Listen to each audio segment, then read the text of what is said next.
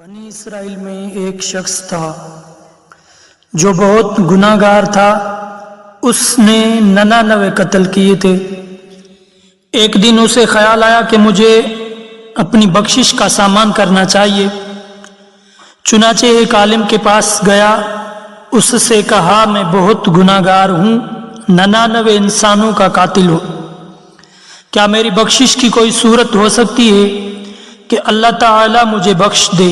عالم نے کہا تیری بخشش نہیں ہو سکتی، تو بہت گناہگار ہے، ہماری بستی سے فوراً نکل جا، کہیں ایسا نہ ہو کہ تیری وجہ سے ہم پر عذاب آ جائے اور ہم تباہ و برباد ہو جائیں۔ اس نے اس عالم کو بھی قتل کر دیا۔ پورے 100 ہو گئے۔ کچھ عرصے کے بعد پھر اسے خیال آیا کہ مجھے توبہ کرنی چاہیے تاکہ میری آخرت اچھی ہو جائے اور اللہ تعالیٰ کی گرفت سے بچ جاؤں۔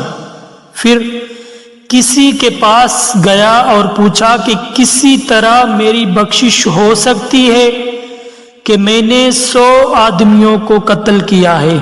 کسی نے بتایا کہ فلاں بستی میں جا، وہاں صالحین کی جماعت رہتی ہے۔ وہ گناہگار توبہ کی نیت سے صالحین کی بستی یعنی بیت المقدس کی طرف چل پڑا۔ اسے راستے میں ہی موت آ گئی۔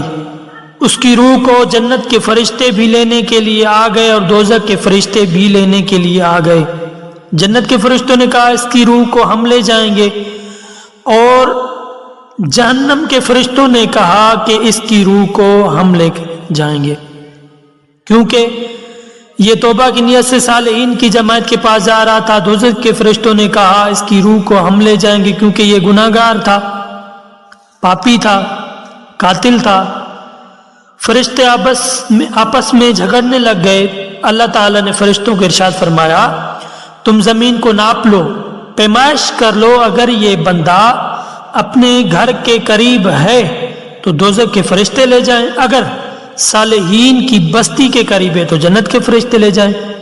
رحمت حق بہانہ می جوید، بہا پیسے نہ می جوید۔ اللہ تعالیٰ کی رحمت بہانہ تلاش کرتی ہے، پیسے نہیں لیتی۔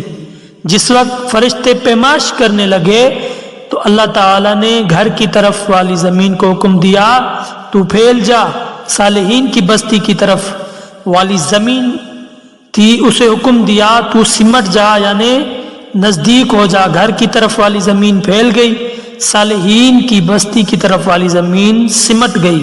روح کو جنت کے فرشتے لے گئے۔ صالحین کی طرف توبہ کرنے کی نیت سے جا رہا تھا، اللہ تعالیٰ کی رحمت جوش میں آئی، صالحین کی برکت سے اس گناہگار کو بخش دیا۔ اللہ تعالیٰ نے قرآن پاک میں فرمایا وَكُونُوا مَعَ الصَّادِقِينَ، اور سچوں کے ساتھ ہو جاؤ۔